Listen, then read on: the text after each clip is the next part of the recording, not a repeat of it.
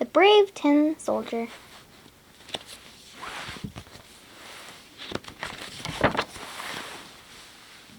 There once was a little boy who received a set of tin soldiers as a birthday gift. Each had been made from the melted tin of the very same spoon.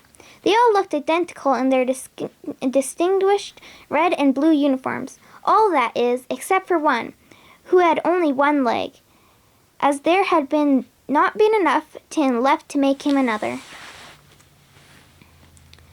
On that one leg, the tin soldier stood just as noble, perhaps even more so, than his brothers did on their two legs. The little boy adored his tin soldiers, but he liked the one-legged tin soldier best of all. At the end of the day, he gathered them up and returned them to their box for the night. Now everybody knows that when people are out of sight, toys come out to play. This time was no different. Toys throughout the playroom popped out of their boxes and baskets, and there were games, dancing, and battles galore.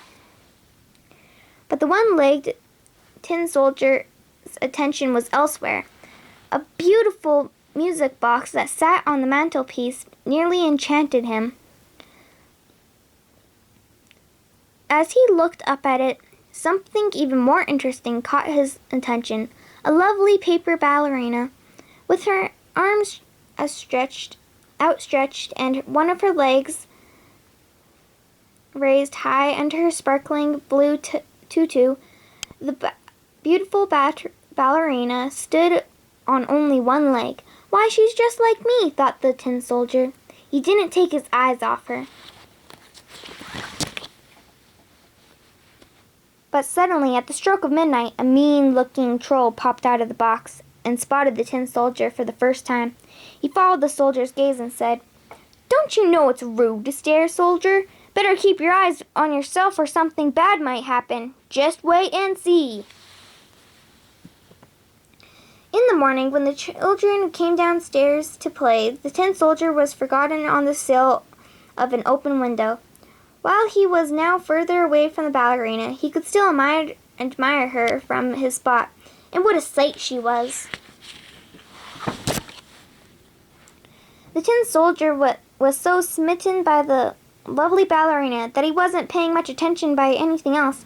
He didn't notice that it was a very blustery day outside. And suddenly, before he knew it, the tin soldier was swept up in a gust of wind and carried out the window. As he fell from a great height and landed on the street outside, he remembered the nasty troll's warning. The two little boys walked by and spotted the tin soldier lying on the sidewalk. "Look, a tin soldier!" cried one of them. "Let's make a paper boat and send him off to sea," exclaimed the other. "Look at it, he only has one leg."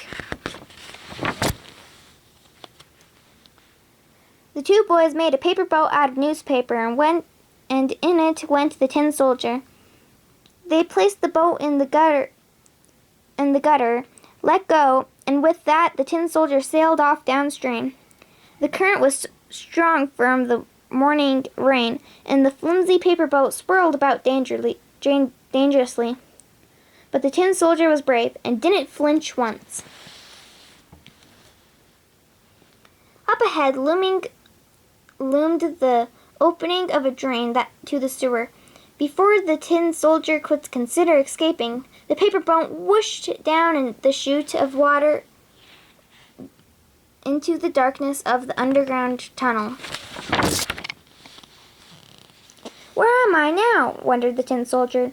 "If the ballerina were here with me, I wouldn't mind the darkness." The roar of water was loud and alarming. The boat rushed on down the stream, swept up in the current. Suddenly, the tin soldier discovered he wasn't alone. "Who goes there?" sneered a filthy sewer rat. "Stop! Stop at once! You haven't shown your passport!" The tin soldier didn't have a passport, and even if he did, there was no time to show it to the mean sewer rat. He was going too fast. Up ahead, there was a break in the blackness of the underground daylight. The tunnel was coming to an end. As the paper boat neared the end of the tunnel, it whirled dangerously, and water began to pour in over the sides. Soon the tin soldier heard a terrible roar that became louder and louder as he sailed toward the light. It was a waterfall! At the end of the drain pipe, the tin soldier was shot out of the boat. As he plummeted down the canal below, he thought once more of the pretty ballerina and how he might not ever see her again.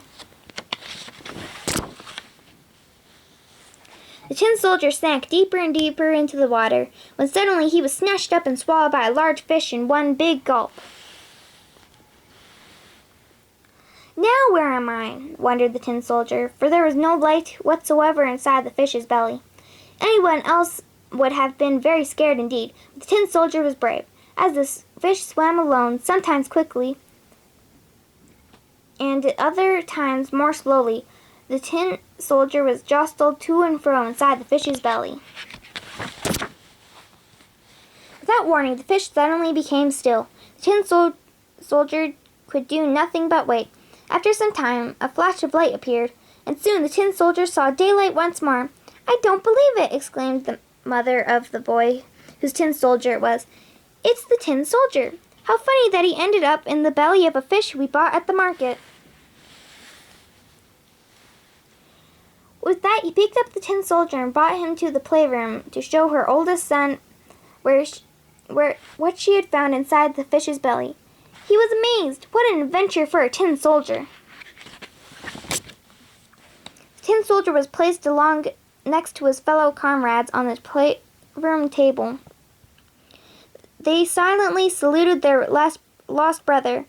What luck to end up back at the very same place.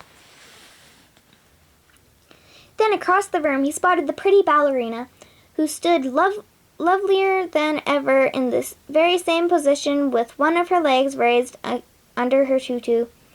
He had never been happier to see her, and loved her now more than ever. Without warning, the little boy's younger brother stormed in, upset that he couldn't find his favorite toy. He reached up and grabbed the first thing he saw and angrily launched it into the fire that blazed in the fireplace. It was the tin soldier! "Oh dear," thought the tin soldier as he felt the heat from the flames beginning to melt him. "The nasty troll was right." Suddenly the window from which he had first fallen swung open with a gust of wind, and the lovely paper ballerina was also blown into the fireplace beside the tin soldier. For a fleeting moment they stood together, and the next she was gone. Some time later, the children's father came to clean the fireplace and collect the ashes. There was nothing left of the tin soldier and the paper ballerina, but there, lying on top of the pile of ashes, lay a tiny red heart made of tin. The end.